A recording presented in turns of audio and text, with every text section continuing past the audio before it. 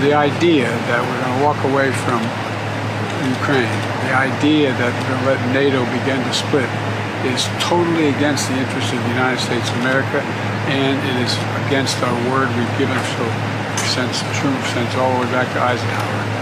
So it's about time we make sure that Congress come home and pass the legislation funding NATO.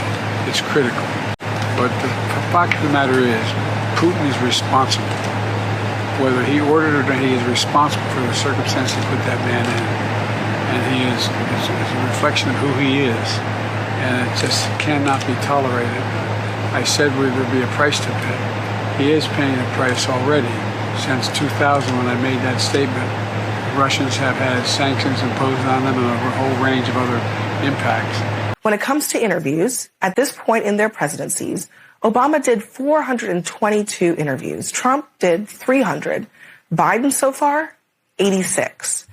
Our membership in NATO has been a role that is about a commitment to our allies based on shared principles of what it means to abide by democratic principles that have historically ensured stability and security for those participating in this partnership.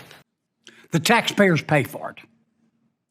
And for years and years and years and years, it has been a model of inefficiency.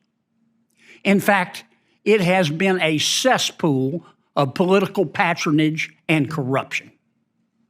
Now, Michael can't say that because the business community doesn't want to say that because they're worried about retribution from the politicians.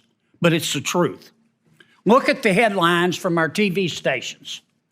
Payroll fraud in a secret sex room. Troubling allegations at New Orleans Sewage and Water Board. Former New Orleans Sewage and Water Board employee sentenced for theft scheme. New Orleans Sewage Water Department raided by FBI.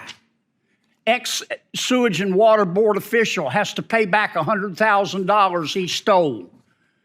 Next headline, we knew the Sewage and Water Board was dysfunctional. Now we know it's corrupt.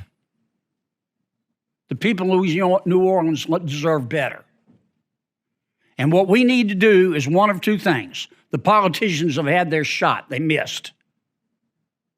We need to either turn the Sewage and Water Board over to the state of Louisiana and let somebody else run it, or we need to privatize it. Because the Sewage and Water Board's plan right now, when it floods, when half of the pumps are broken, you know what their plan is? I kid you not. Move to higher ground. Where?